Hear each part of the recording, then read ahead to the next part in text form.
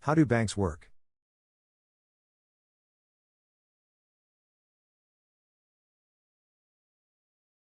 Banks are financial institutions that accept deposits from and issue loans to the public.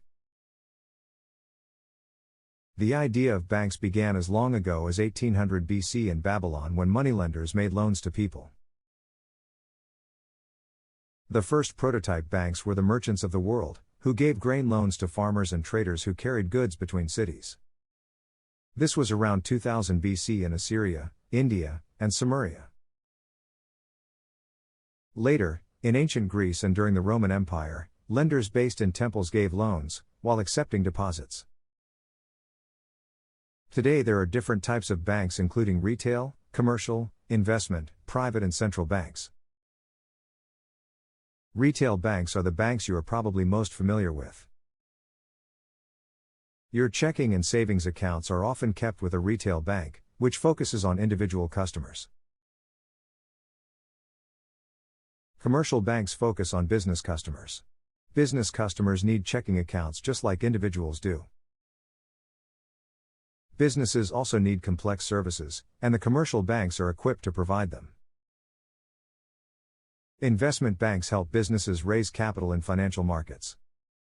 They also provide other services such as mergers and acquisitions advice.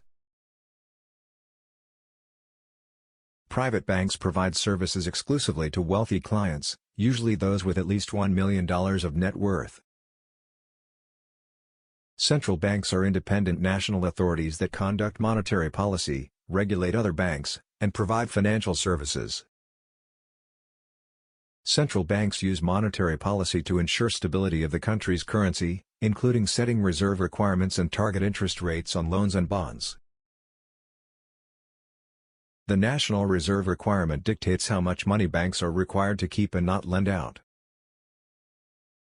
The Federal Reserve is the central bank of the United States. It was created by Congress in 1913 to provide the nation with a safer, more flexible, and more stable monetary and financial system. The future of banking is expected to look very different from today. Key trends are changing the banking landscape include personalization, where banks use real-time data and analytics to serve distinct customers and offer targeted solutions. Customers increasingly expect banks to anticipate their needs and proactively make appropriate recommendations. Banks will also need to embrace emerging technology, remain flexible to adopt evolving business models, and put customers at the center of every strategy. I hope that you have a better understanding of the history of banking and how the banking system works.